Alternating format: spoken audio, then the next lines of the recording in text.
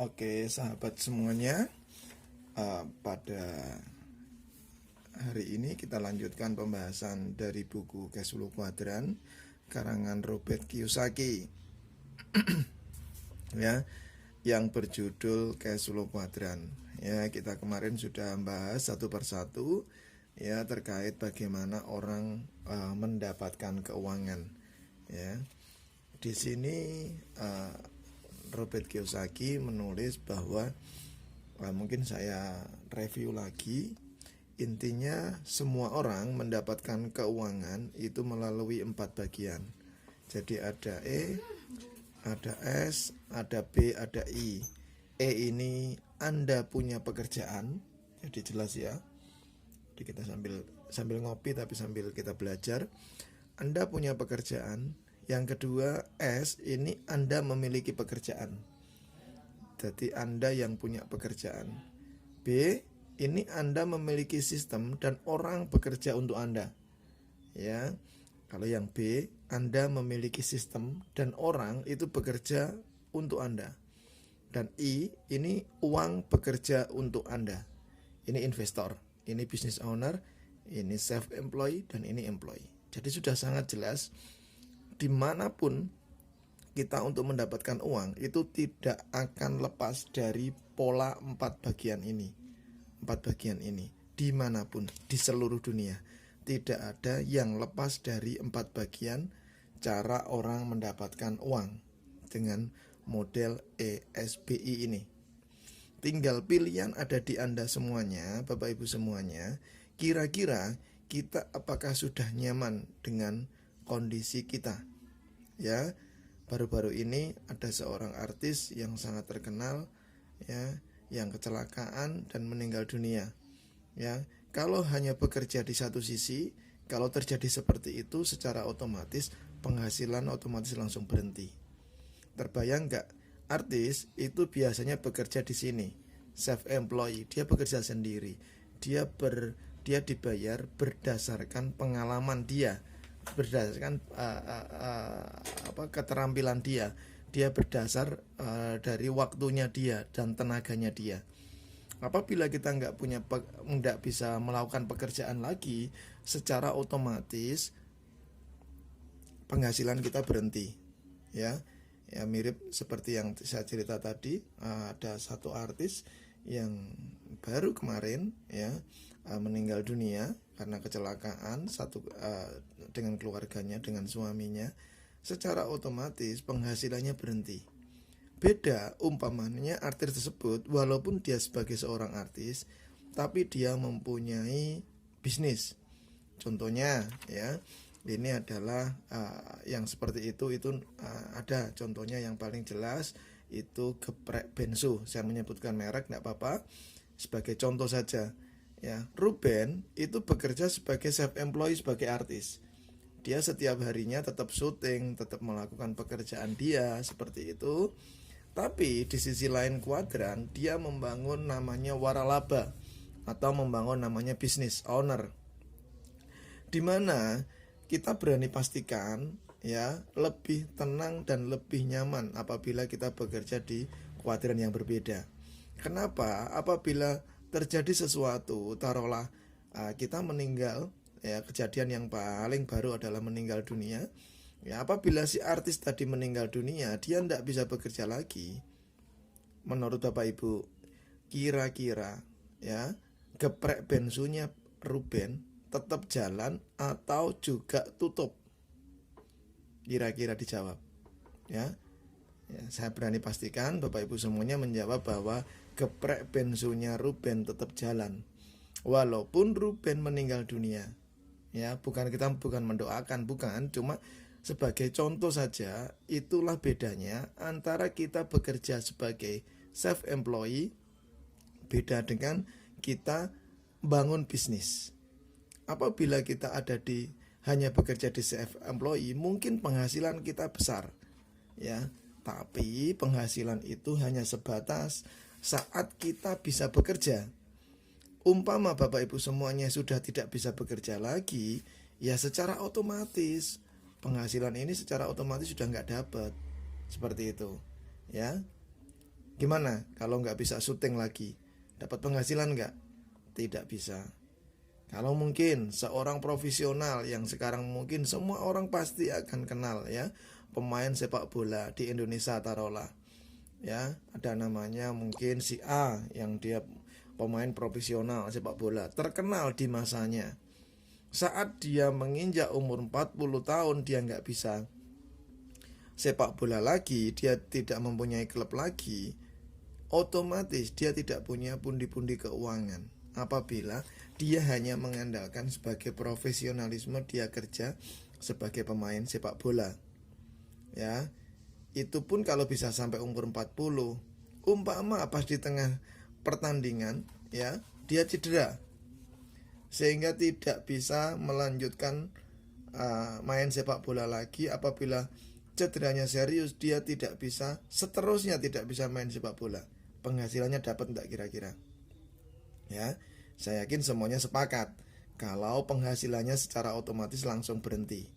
Ya, inilah ya sisi kuadran kiri, di mana kita membarterkan waktu dan tenaga kita untuk mendapatkan uang. Di buku ini tidak disalahkan, kita bekerja di E juga bagus, punya usaha juga bagus. Ya, cuma ini ada kelemahan dan kelebihannya. Ya, makanya disarankan di buku ini apabila kita ada di E, employee, pegawai, atau di S, pekerja lepas atau Anda memiliki pekerjaan sendiri, usahakan jangan puas di sini.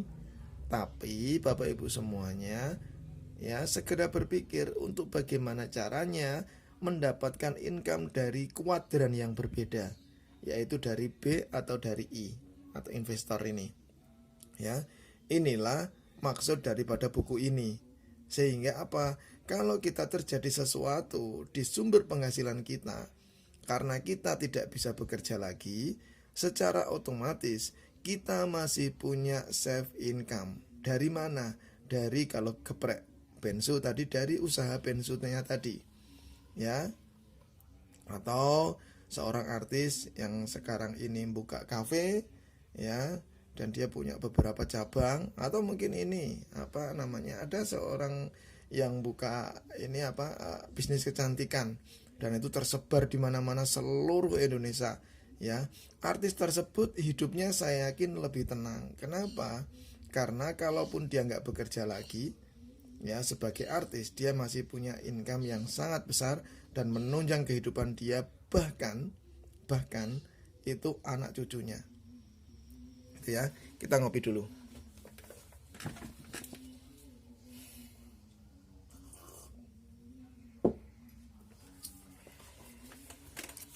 Jadi memang disarankan ya, apabila kita berada di kuadran E atau kuadran S ya, kita harus sadar betul bahwa ini kita membarterkan uang,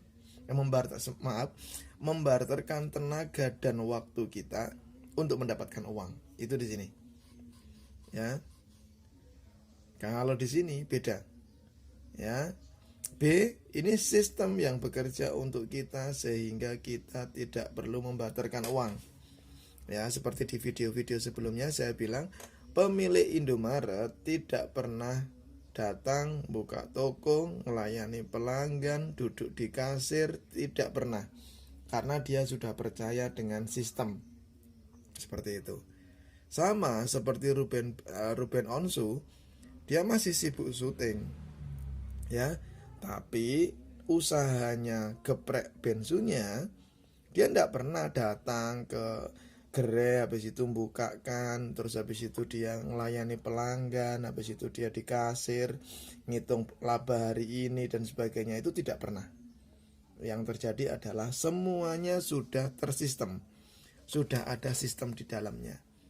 Ya, sehingga ini nantinya yang menunjang.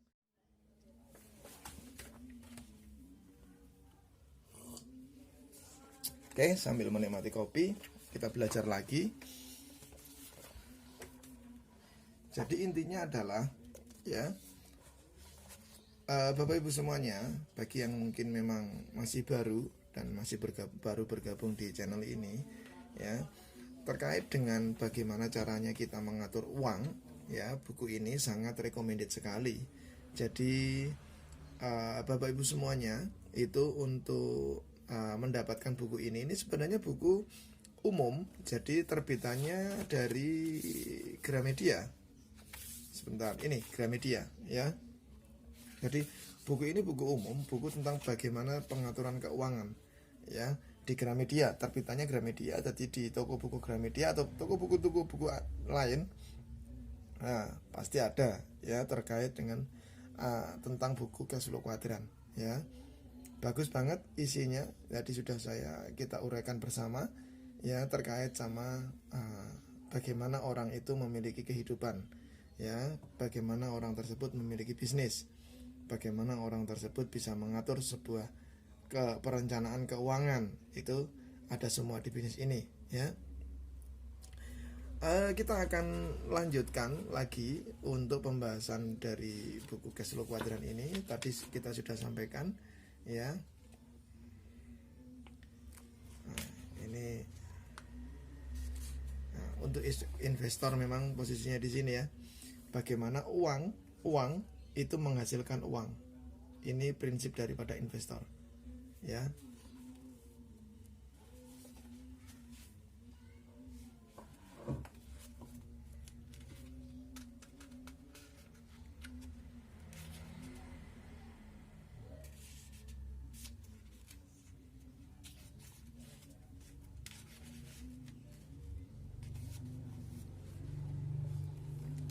Nah, ini. Jadi apabila Bapak Ibu mungkin bisa dilihat, ya. Ini ada gambar seperti ini, ya. Ada tulisannya berinvestasi, judulnya di sini. Berinvestasi tanpa menjadi investor, ya. Di sini digambarkan kalau orang-orang yang ada di E, ada di S, disarankan memang dia juga punya income dari ya, investor, seperti itu. Kita akan lihat bersama gimana gambarannya. Ya, satu hal yang mungkin Bapak Ibu semuanya baru memahami, dan memang harus dipahami ini, ya, itu tentang bagaimana belajar menangani resiko, ya. Karena di E dan S itu kecenderungannya adalah mentalnya adalah mental menghindari resiko. Jadi bagaimana caranya kita menghindari resiko. Tapi kalau di B sama I atau kuadran kanan itu justru memanajemen resiko. Itu perbedaannya. Jadi kalau E dan S cenderung menghindari resiko. Gimana caranya kita menghindari resiko. Tapi kalau di sini memang belajar bagaimana menangani resiko. Semua usaha yang didirikan, apalagi yang usaha franchise, itu memang penuh dengan resiko, ya, penuh dengan resiko. Kalau kita menjadi pemiliknya, bukan kita yang beli franchise-nya, ya.